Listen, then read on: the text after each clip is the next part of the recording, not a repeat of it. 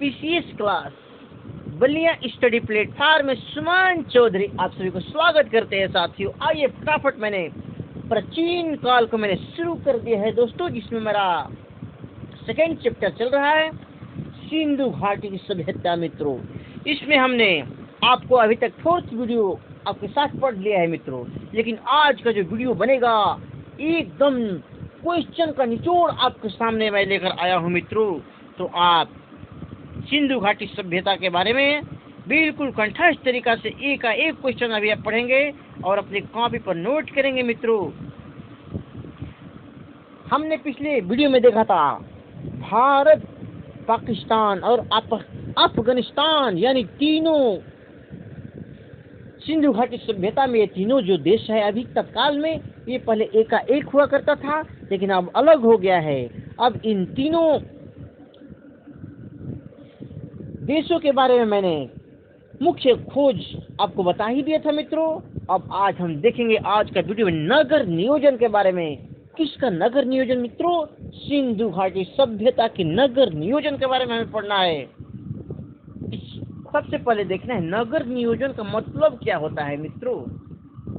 नगर नियोजन यानी कि उस समय का सबसे बड़ा शहर हुआ करता था हड़प्पा, मोहनजोदाड़ो। अब इन शहरों का विशेषता, इसमें क्या क्या खूबियां थी, ये किन किन सामग्रियों से परिचित है, जैसे महल, सड़कें, मूर्तिकला, नाना प्रकार के चूड़ी वगैरह, सब ये परिचित है इन सब चीजों से। तो आइए आज हम नगर नियोजन के बारे में जानेंगे मित्रों।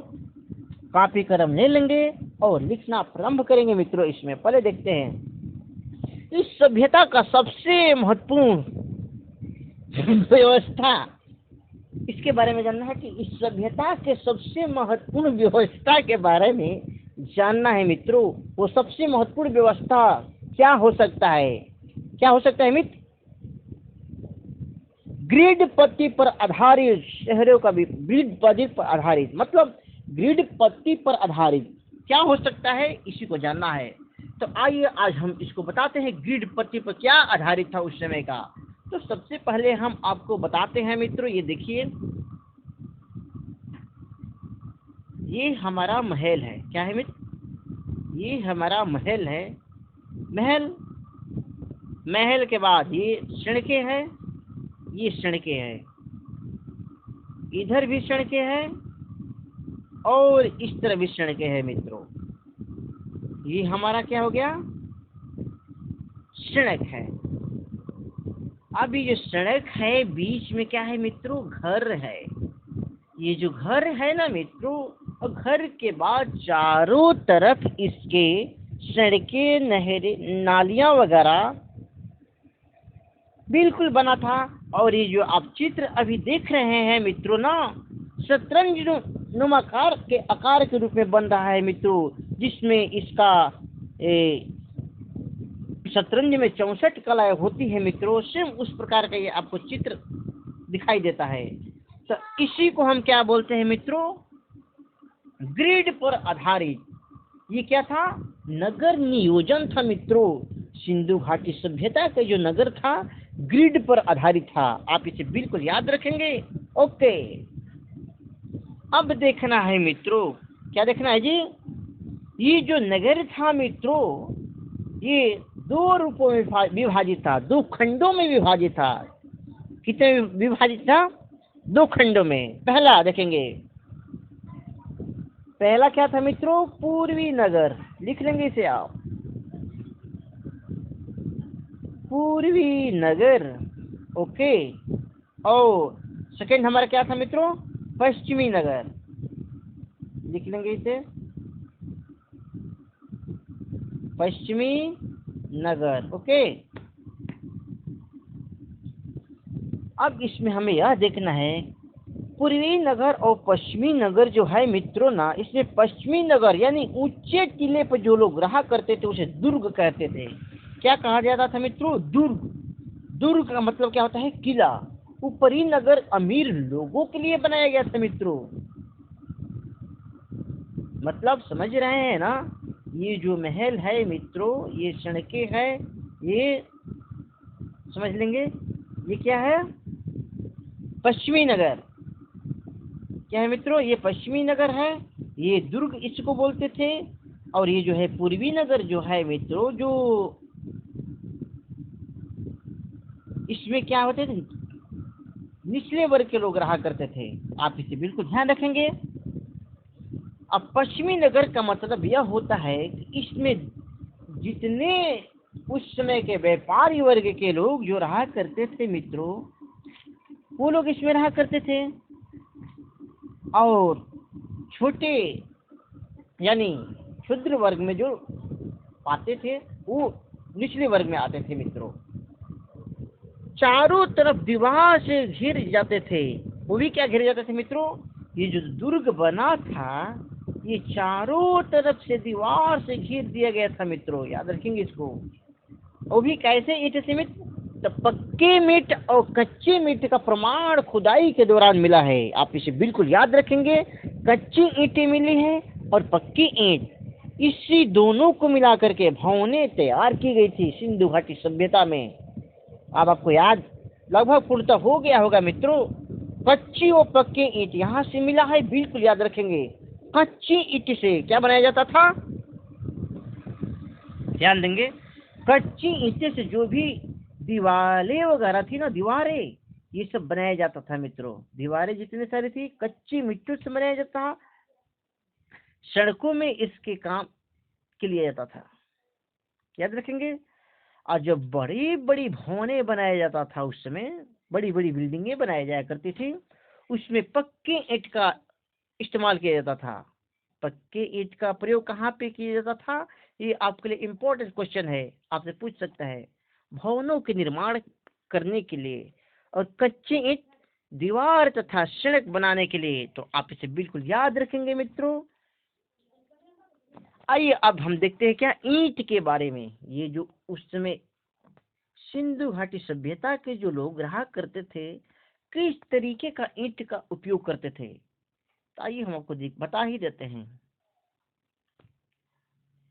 ईंट के अनुपात जो था ना, 4:2:1 के अनुपात में ईंट था मित्रों। चार चार का मतलब क्या होता है? लंबाई, याद रखेंगे। ईंट का लंबाई जो था ना 4 था, और ये जो 2 है चौड़ाई क्या है मित्रों? इसका चौड़ाई 2 और मोटाई कितना था? 1। आप इसे याद रखेंगे। 4:2:1 के अनुपात में इस ईंट का प्रयोग ये लोग करते थे।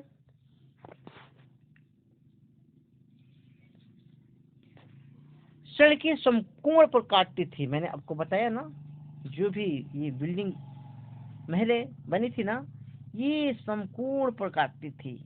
ओके, समकोण पर काटने के बाद सड़क के बगल में नालियों का इस्तेमाल ये लोग करते थे।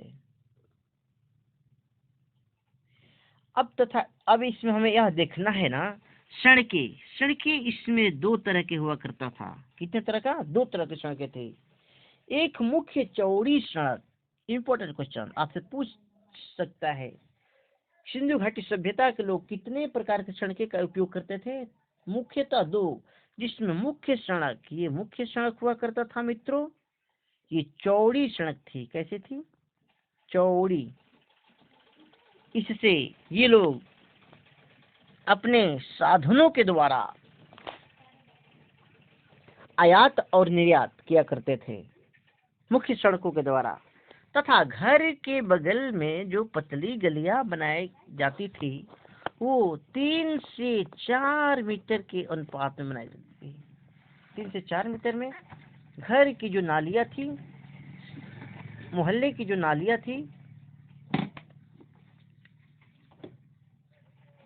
बना था। आइए अब इसमें हम देखते हैं घर की जो दरवाजा था मित्रों। इन लोगों का ये जो दरवाजा था ना, सिंधु घाटी सभ्यता की जो मुख्य सड़क की तरफ दरवाजा इन लोगों का ना रह करके मित्रों, याद रखेंगे, पिछले यानी पतले जो सड़क है ना, उस तरफ से ये लोग अपने मुख्य दरवाजे का प्रयोग करते थे। अब इसका कारण क्या हो सकता है, आप कल्पना कर सकते हैं मित्रों, जो कि अभी तक इसका साक्ष्य नहीं मिल पाया है। इसका कोई प्रमाण नहीं मिल पाया है, लेकिन अनुमानतः ये लोग जो अपने घर के मुख्य दरवाजा पतली सड़क से इसलिए बनाते थे कि उस समय आंधी और तूफान वगैरह में जितने सड़क बड़ी मुख्य सड़कों से जो हवा में जितने धूल और कण उड़ते थे वो इनके महलों में प्रवेश न कर सके।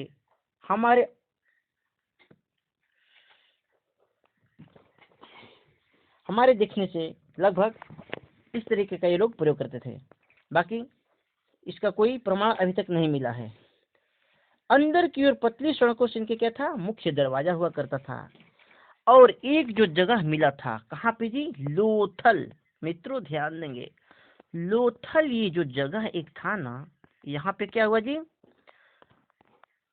पतली सड़कों से ना होकर के मुख्य सड़कों की ओर इन लोगों को क्या मिला, मुख्य दरवाजा मिला। यानी घर में प्रवेश करने वाला जो इनका दरवाजा था चौड़ी सड़कों पर मिला। इन लोगों का क्या मिला, दरवाजा जो मिला चौड़ी सड़कों पर मिला। और किस जगह मिला मित्रों, लोथल, लोथल मिला है, ध्यान रखेंगे। आइए आगे चलते हैं।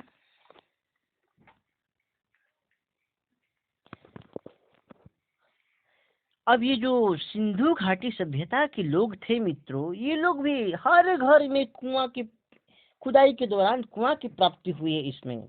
यानी पानी प्राप्ति के बाद नाली निकालने की भी व्यवस्था भी मिला था इसमें। तो सबसे पहले हम देखते हैं ये जो कुआं है मित्रों, घर के अंदर ही मिला है। खुदाई के दौरान घर के अंदर क्या मिला है, कुआं मिला है। और कुएं के बगल में वहां से जो बेकार पानी था वो बाहर की तरफ नालियां भी खुदाई के दौरान मिली है। नोट एक चीज आप इसमें ध्यान रखेंगे मित्रों, क्या जी, नोट्स थोड़ा ध्यान देंगे। ऐसी व्यवस्था, कैसी व्यवस्था जी, सिंधु घाटी सभ्यता की जो व्यवस्था थी ना मित्रों, वो अभी तक मेसोपोटामिया की सभ्यता में देखने को नहीं मिली है। यानी उस समय मेसोपोटामिया की सभ्यता, चीन की सभ्यता, मिस्र की सभ्यता, मैंने जो सभ्यता आपको बताया था ना, उन सभी सभ्यताओं से विशेष रूप से सिंधु घाटी सभ्यता में व्यवस्था प्रारंभ थी। तो आप इसे बिल्कुल याद रखेंगे। चलिए आगे इसके बारे में और जान लेते हैं मित्रों। ये जो भवने था ना, थोड़ा अब आपको हम बताते हैं विस्तार पूर्वक। भवन के बाद पतली सड़क जो थी, सड़क से नाली का प्रयोग ये लोग करते थे। ये नाली है और ये मुख्य क्या है जी, ये मुख्य सड़क है। मानते हैं क्या है, मुख्य सड़क है, ये मुख्य सड़क है। और ये यहाँ से इस तरह नाली जा रही है। नाली जो है ना मुख्य सड़क में प्रवेश करके मित्रों ये आगे की तरफ, शहर से बाहर की तरफ ये लोग बनाते थे। और बनाने के बाद क्या करते थे, बड़ा बड़ा हौज उसमें तैयार करते थे मित्रों। क्या करते थे, बड़े बड़े हौज। यहाँ से ये नालियाँ जब सड़कों से होकर बाहर की तरफ निकलती थी तो यहाँ पे बड़ा बड़ा हौज तैयार किया जाता था। हौज तैयार करने के बाद वहां से पानी को क्या किया जाता मित्रों, सफाई कर लिया जाता था। यानी जो भी बड़े बड़े कचरा वगैरह था वहां से छानने का प्रमाण मिला है। उस कचरे को छान करके सुव्यवस्थित तरीके से उस नाली को फिर सड़क के द्वारा शहर से बाहर की तरफ उस नाली की व्यवस्था की गई थी। बाकी वहां से बड़ा बड़ा कचरा को निकाल करके ये लोग सफाई के दौरान सुव्यवस्थित तरीका से चलाते थे। अब देखना है इसमें, नाली सुव्यवस्थित तरीके से बना ही था। नाली की जो व्यवस्था थी, धौलावीर एक जगह है मित्रों, वहां पे देखना है ना। अभी तक जो हम सिंधु घाटी सभ्यता में देखा, यहाँ पे जो नालियां थी, ईंटों के नालियां, कच्चे ईंट का इस्तेमाल ये लोग करते थे। लेकिन धौलावीर एक जगह है मित्रों, धौलावीर में लकड़ी की नाली के साक्ष्य मिला है। किसका, लकड़ी की नाली के साक्ष्य कहाँ है, कहाँ मिले मित्रों? धौलावीर में। आपसे यूपीएससी या पीसीएस क्लास में ये बार बार क्वेश्चन पूछता है मित्रों की लकड़ी के नाली का इस्तेमाल किन जगहों से मिला है सिंधु घाटी सभ्यता में। आप करेक्ट आंसर देंगे, क्या देंगे जी? धौलावीर। याद रखेंगे मित्रों, धौलावीर। ओके, ये धौलावीर जगह है। वेरी इंपॉर्टेंट क्वेश्चन यहाँ से आपके लिए बनता है। आप क्वेश्चन को बिल्कुल फाइट करने के लिए तैयार रखेंगे। आइए आगे इसमें और देखते हैं। इसमें देखना है विदेशी मत मित्रों। अब इसमें थोड़ा विदेशी मत तथा अपने देशी मत के बारे में समझेंगे कि सिंधु घाटी सभ्यता के बारे में ये विशेषज्ञों द्वारा यानी इतिहासकार के विशेषज्ञों द्वारा क्या जानकारियां मुख्यतः ये लोग दिए, इसके बारे में जानेंगे।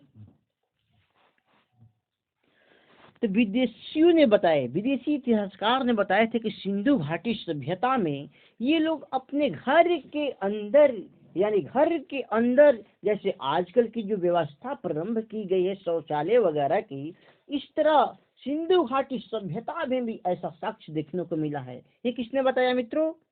विदेशों ने, विदेशीकारों ने बताया है मित्रों। लेकिन ये आपके एग्जाम फाइट करने के लिए इंपॉर्टेंट क्वेश्चन नहीं है, आप इसे पूर्णतः ध्यान नहीं देंगे, लेकिन जानकारी के लिए बिल्कुल याद रखना है ये लोग शौचालय का भी इस्तेमाल किया करते थे। ओके, बिल्कुल।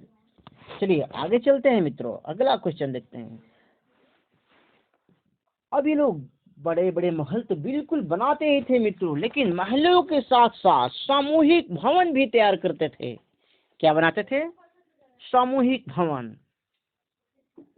अब इसका मतलब क्या होता है मित्रों? सामूहिक भवन का मतलब क्या होता है? सामूहिक जो भवन है इसका मतलब क्या होता है? पूरे गांव के लोग जो थे ना तथा शहर के लोग इस सामूहिक भवन में आकर के क्या करते थे जी?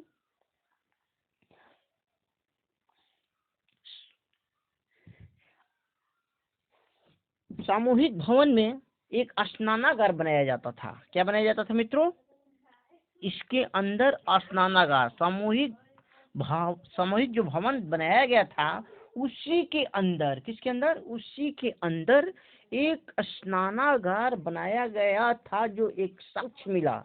अब समझना है हमें कि स्नानागार का मतलब क्या होता है मित्रों। स्नानागार, स्नानागार का मतलब होता है कि यहाँ पे ये लोग जैसे आजकल पोखरा, छोटे छोटे पोखरे बनाए जाते हैं ना, उसी प्रकार के स्नानागार बनाया जाता था, जो कि ये गांव के तथा उस शहर के मुख्य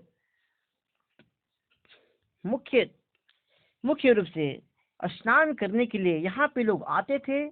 और स्नान करने के बाद इसके बगल में रूम भी सुव्यवस्थित तरीके से बनाया गया था, जिसमें महिलाएं उसमें जा करके कपड़े का पहनने के लिए, कपड़े को पहनने के लिए उस रूम का प्रयोग करते थे। याद रखेंगे, इस स्नानागार में उतरने के लिए,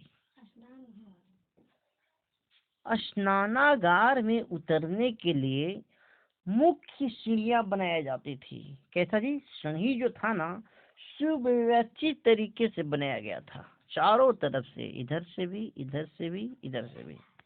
इस सीढ़ी से उतर करके ये लोग इसमें स्नान करते थे। स्नान करके यहाँ से फिर ऊपर चढ़ करके उस रूम में जा करके गीले कपड़े को बदल कर नए कपड़े पहन लेते थे। आइए आगे चलते हैं मित्रों। अब देखेंगे मैंने क्या बताया, सामूहिक भवन में स्नानागार। अब देखेंगे अनागार भी मिला है मित्रों। अनागार का मतलब क्या होता है? आप कमेंट करके मुझे बताएंगे कि अनागार का मतलब क्या होता है। चलिए हम बताते हैं आपको। अनागार का मतलब यह होता है कि जहाँ पर अन्न की व्यवस्था पूर्ण रूप से रखा जाता था, बहुत अधिक मात्रा में, उसे अनागार कहते हैं। बड़े बड़े भवनों बना करके उसमें ये लोग क्या करते थे? अन्न को रखा करते थे। ये बड़े भवन है, इसके अंदर सुव्यवस्थित तरीके से क्या रखते थे, अन्न रखते थे। वो किसके लिए बनाया जाता था, आपको याद होना चाहिए। ये जो अनागार बनाया गया था मित्रों, व्यापारी वर्गों के लिए बनाया गया था। जो लोग व्यापार करते थे स्वदेश, यानी अपने देश में भी, अपने देश के बाहर मेसोपोटामिया, मिस्र वगैरह विदेशों में भी ये लोग व्यापार करते थे, उन सभी व्यापारियों के लिए ये क्या बनाया गया था, अनागार बनाया गया था। अब आपको बिल्कुल याद हो गया होगा मित्रों, याद रखेंगे। आइए आगे चलते हैं। अब देखते हैं मित्रों, ये क्या पढ़े आप, स्नानागार, अनागार तथा एक और मिला सामूहिक सभागार। मित्रों क्या मिला है जी, सामूहिक सभागार मिला है। एक सामूहिक सभागार मिला है। इस सामूहिक सभागार में ये किसी त्योहार में सभी लोग यहाँ पे उपस्थित होकर के खुशियां मनाते थे। इस तरह से सिंधु घाटी सभ्यता का विकास सुव्यवस्थित तरीके से हुआ था। आप इसे बिल्कुल याद रखेंगे मित्रों। इसमें अभी हम 2-3 वीडियो आपके सामने लेकर आएंगे मित्रों, जो कि आपके लिए एग्जाम फाइट करने के लिए वेरी इंपॉर्टेंट क्वेश्चन इसमें से मिलेगा। तो आज का वीडियो हम यहीं पर स्थगित करते हैं मित्रों। तब तक हमारा वीडियो अच्छा लगता है मित्रों तो PCS class Ballia study platform channel को आप तहे दिल से सब्सक्राइब करके वीडियो को शेयर करेंगे मित्रों। तब तक चलते हैं, ओके, धन्यवाद।